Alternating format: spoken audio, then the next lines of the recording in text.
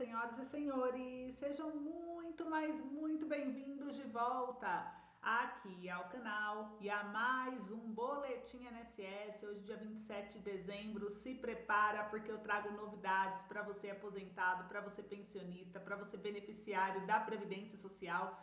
Temos muitas novidades chegando e eu quero compartilhar cada uma delas aqui agora junto com vocês, tudo bem? Vamos falar do 13º, vamos falar de pagamentos liberados, vamos trazer outras notícias também. Então fica comigo até o finalzinho desse vídeo para você entender tudo que está pegando, tudo que está acontecendo e não ficar por fora de nada que seja importante para você. Antes eu queria só reforçar rapidinho que quem ainda não é inscrito no canal se inscreva, lembrando que o INSS é um dos maiores e principais canais de previdência da internet. Todos os dias eu trago boletim informativo para manter você atualizado por dentro dos seus direitos. Então se inscreva, deixa like, compartilha, bem-vindo, bem-vinda. Que honra é ter você aqui junto com a gente, tudo bem? Bom, gente, bora lá trazer então as novidades, trazer as informações. Eu começo aqui com a primeira notícia já. Vou trazer também sobre os 5%, vou trazer muita coisa, então vamos ficar juntinhos aqui até o final do vídeo, porque você vai se surpreender com as novidades que eu separei aqui para vocês. Então bora lá começar. Quem não segue a gente ainda no Facebook, eu convido você a seguir. Lá no Face a gente tem um grupo de apoio para tirar dúvida entre os inscritos, então eu espero você lá também, combinado? E, gente, claro que não poderia faltar a nossa charada do dia, né? E quem viu a charada hoje foi o nosso querido inscrito Antônio Borges. Ele é Antônio Borges da Silva, de Esperantina, Piauí. Antônio Borges, um beijo para você, viu, meu querido? Obrigada aí pelo carinho, audiência e companhia. Antônio Borges é inscrito aqui do canal INSS, sabe a importância da charada. Lembrando que a charada não é só entretenimento, charada é qualidade de vida e já foi provado cientificamente que esse tipo de exercício ajuda a estimular a mente, prevenindo o mal de doenças mentais como o próprio Alzheimer. Por isso, participe por você, pela sua saúde e faça como o nosso querido Antônio Borges de Esperantina, Piauí. Deixe sua charada aí nos comentários também, porque eu tenho certeza que cada um de vocês conhece pelo menos uma charada aí na vida, né? Então deixe que sua charada pode ajudar muita gente a se manter mais saudável. Bora lá trazer as notícias então? Estão preparados, gente? Eu vou começar aqui já a trazer para vocês a primeira informação, mas claro que a gente tem que falar qual é a charada, né? O que é, tem pé e não caminha, tem olhos e não enxerga, tem asas e não voa. De novo, o que é, tem pé e não caminha, tem olhos e não enxerga, tem asas e não voa. Responde aí para mim enquanto você pensa aí na resposta. Eu vou trazendo aqui as informações e já eu trago a resposta que o nosso querido inscrito deixou aí pra gente, para ver se você acertou ou não, combinado? Bom, gente, bora lá então. Quem precisar de empréstimo consignado pode contar com a nossa equipe. O nosso canal possui uma equipe especialista em crédito. A gente faz toda intermediação bancária gratuita para você. É um serviço online seguro, de graça. Então, quem quiser é só chamar. Eu vou deixar o link do nosso WhatsApp na descrição do vídeo no primeiro comentário, porque quem tiver interesse em contratar o empréstimo consignado com a equipe do Alô INSS intermediando do início ao fim, te dando a segurança que você precisa, é só chamar aqui através desse número que eu deixo na descrição do vídeo no primeiro comentário e você será atendido aí, ter todo o suporte pela nossa equipe, combinado? Agora, vamos falar, já que estamos falando de empréstimo consignado, eu vou trazer aqui para vocês a respeito do Lupe. Gente, vamos falar aqui do ministro Lupe, que baixa a taxa do consignado por resolução. E é importante a gente falar a respeito desse assunto aqui, né? Vamos lá que eu vou trazer para vocês. Olha só, o governo Lula mal tinha se instalado em 2023, quando o ministro da Previdência Social, Carlos Lupe, que preside o Conselho Nacional também de Previdência Social, decidiu, com a maioria de votos que o governo tem no colegiado, recomendar que o Instituto Nacional do Seguro Social fixasse o teto máximo de juros ao mês do empréstimo consignado em 1,70 e 2,62 para as operações via cartão de crédito. Ele não perguntou nada a ninguém do Ministério da Fazenda, gerou a maior repercussão, maior auê, maior desconforto.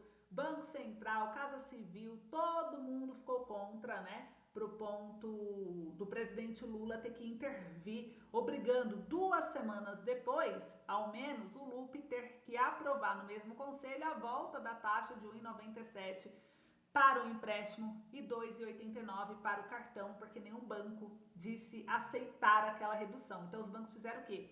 Suspenderam por 2 semanas o crédito consignado para os aposentados, inclusive banco público e privado, viu? Então o governo não teve escolha e teve que mudar, retornando a taxa de juros para o patamar que estava, por não ter negociação com os bancos.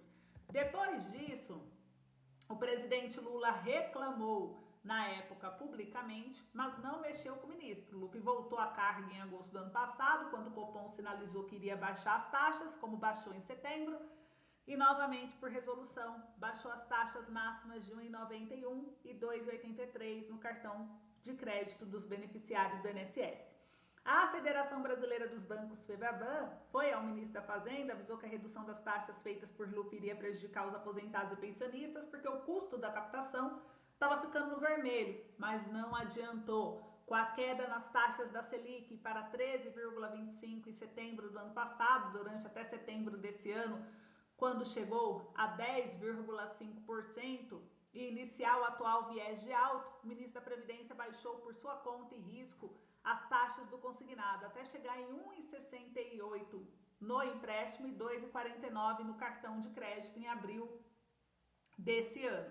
Aí o que aconteceu depois disso? Ele continuou a baixar mais, né? E gerou todo aquele mal-estar. Isso provocou uma redução gradual na oferta do consignado, com os bancos praticamente atuando na renovação de contratos antigos para as taxas vigentes. O problema é que Lupe não voltou a reunir o conselho depois que o Copom elevou as taxas 3 vezes depois de setembro. Assim, o argumento sindical do ministro de que o segurado deveria se beneficiar da redução das taxas de juros não estava sendo usado. No mercado, isso quer dizer que se já era difícil para os bancos fazerem a captação de recurso com uma alta de 10,5%, imagina arranjar investidor com uma taxa de 12,25%, né? Então, o que aconteceu, gente, com base nisso tudo? Depois que isso aconteceu, tá aqui, ó. Isso explicou por que semana passada os bancos, eles informaram suspender a oferta de crédito consignado do INSS, vários bancos. Então, quais foram os bancos que se posicionaram, né? Banco do Brasil, Banco Bradesco, informaram. Depois, né, o Bradesco é um dos líderes no pagamento de consignados. O Banco do Brasil paga ainda os aposentados e pensionistas do INSS, do setor público, que nesse caso também se beneficiam das taxas definidas pelo ministro Carlos Lupe. Mas o problema é que isso afeta diretamente mais de 240 mil correspondentes bancários no país, segundo dados do Banco Central do Brasil, que formam a rede de distribuição do dinheiro destinado ao consignado. E essa rede não atua fortemente junto aos megas bancos como Bradesco, Banco do Brasil, Caixa Econômica, que tem as maiores plataformas de distribuição e captação de recursos. Eles atuam para os bancos pequenos, alguns deles dedicados especialmente a essa linha de crédito, hoje atendida por 46 instituições que cobram taxas que variam de 1,15 ao mês, como o Itaú, passando por Nubank também, Caixa Econômica e bancos como Crefisa, BMG, a Financeiras com Valor SA, entre outras, que trabalham com taxas que podem chegar de 6,90 ou 122% ao ano. E aqui mostra que, entretanto, quando instituições do Banco do Brasil e Bradesco saem do mercado, né, via correspondente, fica mais difícil para, inclusive, os bancos pequenos também captarem recursos e assim manter o fluxo de empréstimo. Hoje, as linhas de crédito consignado chegam a 674 bilhões de reais e um total de 900 bilhões. O crédito consignado para servidores chega a 665 bilhões e é o maior que tudo que os bancos emprestam no crédito pessoal, que chega a 316 bilhões. Então, a maior parte desse empréstimo é negociado via os correspondentes bancários, o que agora está sendo suspenso. A questão dos juros aqui ainda mostra, né, na matéria, dos bancos. A BBC também questiona a interpretação dada pelo Conselho Nacional de Previdência Social e INSS. O caso foi parar no STF, gente. A briga dos bancos tá tão grande que o caso foi parar no STF. Eles estão questionando a respeito da autoridade competente para a regulamentação das operações de crédito de seus beneficiários, aonde eles acreditam que o INSS não tem a competência técnica necessária para definir teto de juros do consignado por não conhecer os custos de operação bancária. Para isso que existe o Conselho Monetário Nacional, né? Para isso que existem os órgãos regulamentadores da questão financeira, o que não é o caso do INSS. Então eles julgam que o INSS está fora de sua alçada quando decide por si só considerar o teto de consignado dos bancos, ou seja, ele está mexendo em uma área que não é dele. Então o STF há de julgar isso, a gente vai acompanhar tudo para ver se o INSS realmente tem competência ou não. Se não tiver, gente, provavelmente tudo pode mudar agora nesse início de ano em relação ao crédito consignado. Então já vão se preparando aí, a gente vai acompanhar tudo de pertinho também para poder trazer para vocês as informações. Mas é importante saber que agora o caso está com o STF, muita coisa pode mudar, muita coisa pode acontecer, né? Por mais que a gente veja uma tendência aí do STF julgar casos mais voltados a favor do governo, tudo pode mudar, tudo bem?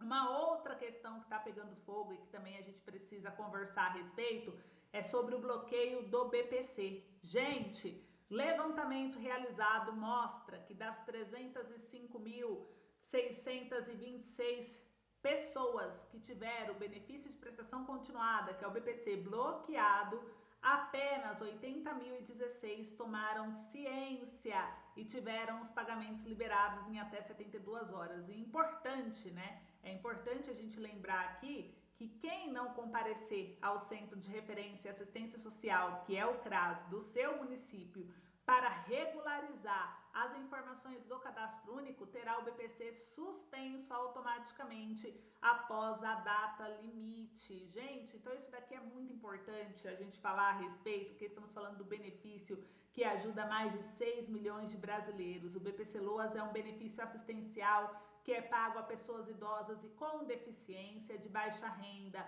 O problema é que o governo agora está de implicância com o BPC e está cortando o benefício a rodo. Segundo o governo e a Previdência, eles alegam que os benefícios que estão sendo cortados e bloqueados é apenas de pessoas que estão irregulares com o cadastro irregular. Mas muita gente diz que o cadastro está ok e mesmo assim está tendo benefício bloqueado, que acende uma preocupação. Próprios deputados, né, entraram com pedidos no Congresso para derrubar o pente fino do BPC, porque muita gente mora em área rural, não tem acesso à internet, não tem acesso à convocação. E essas pessoas estão tendo benefício bloqueado, elas não têm renda, como que elas vão sair da cidade delas para outra cidade? Muitos estão acamados, não conseguem sair, então está prejudicando aqueles mais idosos. O correto seria o governo fazer talvez uma busca ativa, o correto seria talvez o governo, né, mandar um servidor até a casa desse idoso, mas não bloquear o benefício dele igual estão fazendo. Então estão bloqueando o benefício de pessoas em situação de vulnerabilidade, não reconhecendo aí a vulnerabilidade, que é o que o benefício reconhece dessas pessoas. Então tá totalmente errado, muita gente está contra esse pente fino da forma como ele está sendo feito. A gente acha que o pente fino tem que ser realizado sim, mas no Brasil a gente paga tanto imposto, cadê os servidores, né? Manda o servidor ir até a casa do beneficiário, fazer busca ativa, mas não, o governo prefere ir para o lado que vai beneficiar somente ele, que é cortar o benefício direto e deixar o beneficiário se virar. Então, ainda mais nesse final de ano. Então, isso é muito triste, chega a ser cruel, eu diria, desumano fazer isso com pessoas idosas e com deficiência, igual o governo está fazendo. E aqui mostra, gente, que São Paulo tem o maior contingente de bloqueios, com 46.271. No estado, somente 11.599 pessoas ligaram para a Central 135 ou compareceram a uma agência da Previdência Social. Na Bahia, segundo o ranking, 41.661 pessoas tiveram benefício bloqueado e apenas 14.053 pediram desbloqueio. No Rio de Janeiro, está em terceiro lugar, com 28.880 pagamentos bloqueados e apenas 3.816 desbloqueios solicitados. Para receber o BPC, é obrigatória a inscrição no Cadastro Único do Governo Federal. Lembrando que o BPC é um benefício assistencial do Ministério do Desenvolvimento Social, operacionalizado via Instituto Nacional do Seguro Social. Então ele é um benefício que não exige contribuição previdenciária, ele não é uma aposentadoria como muita gente considera, eu sou aposentado. Você não é aposentado, você recebe BPC. Então é diferente, o BPC é assistencial, ele soma rendas familiares, né? Então tem muita diferença de uma aposentadoria para o BPC Loas. E o BPC, gente, ele vem sendo atingido aí pelo governo com força total, e nesse ano de 2025 parece que vai ser mais rigoroso ainda a entrada aí para o benefício e também o olhar do governo em relação ao pente fino. Então a gente vai acompanhando para ver o que mais o Congresso vai decidir, se vão conseguir fazer alguma mudança, algum impedimento para não prejudicar ainda mais os idosos que recebem BPC, mas a situação está bem difícil para quem recebe BPC Loas no Brasil com o governo Lula, hein, gente? O governo não tá de brincadeira e tá cortando benefício a rodo, né? Tá bloqueando muito benefício, dificultando bastante a vida dos beneficiários. Eu quero saber de vocês, qual é a opinião de vocês? Tem alguém aí que recebe BPC, foi convocado ou teve o benefício bloqueado? Quem teve o benefício bloqueado conseguiu desbloquear, não conseguiu? Conta pra gente como que tá a sua situação e o que vocês estão achando do pente fino. Enquanto vocês comentam, eu vou trazendo aqui as demais informações para vocês, pois tem muita novidade, como eu disse, dentro do boletim de hoje, e eu vou trazer aqui para vocês outras informações. Só reforçando aqui para terminar a respeito desse pente fino, existe prazo, tá? A partir da convocação para você regularizar a situação. Se você não regulariza dentro do prazo, o INSS pode bloquear o benefício, que é o que está acontecendo, mas tem muita gente que diz que não é notificado e está tendo bloqueio mesmo assim. Então eu aconselho o quê? Independente de você ser notificado ou não, vá até o CRAS, regularize a sua situação, veja se tem alguma coisa para atualizar, se não tiver, né? Pelo menos vá até lá para poder dizer que você foi atualizar seu cadastro e garantir que os dados que estão lá estão corretos, para depois não terem justificativa dizer que você não atualizou o cadastro e bloquear seu benefício, porque ninguém merece ser pego de surpresa, não é mesmo? E aqui mostra os prazos, veja, 45 dias suspensão do pagamento para benefício que foi localizado, deu ciência em cidades aí com menos de 50 mil habitantes. 30 dias é o bloqueio do pagamento para o beneficiário que não foi localizado e está sem ciência. 90 dias é a suspensão do pagamento. Preste atenção que suspensão não é bloqueio, hein? Suspensão é mais tempo. É a suspensão do pagamento para beneficiário que foi localizado, deu ciência e tem cidade a mais de 50 mil habitantes. Então, gente, é importante vocês estarem cientes para vocês lutarem aí pelo benefício de vocês, tudo bem? Agora, eu quero trazer aqui para vocês a informação sobre a nossa charge do dia. Vamos falar sobre o nosso momento de reflexão e interação. Eu quero trazer aqui para vocês a respeito do assunto que é a férias, né? Então vamos falar um pouquinho das férias, como está funcionando aí em relação à previdência social, minha gente. Aqui mostra, olha só, todo mundo prestando atenção, hein? Porque é importante essa reflexão que a gente vai fazer aqui agora. Você devia aproveitar, Júnior, sair lá fora para brincar e se conectar com a mãe natureza. E ele fala, eu já tentei isso, mas a mãe natureza não tem Wi-Fi.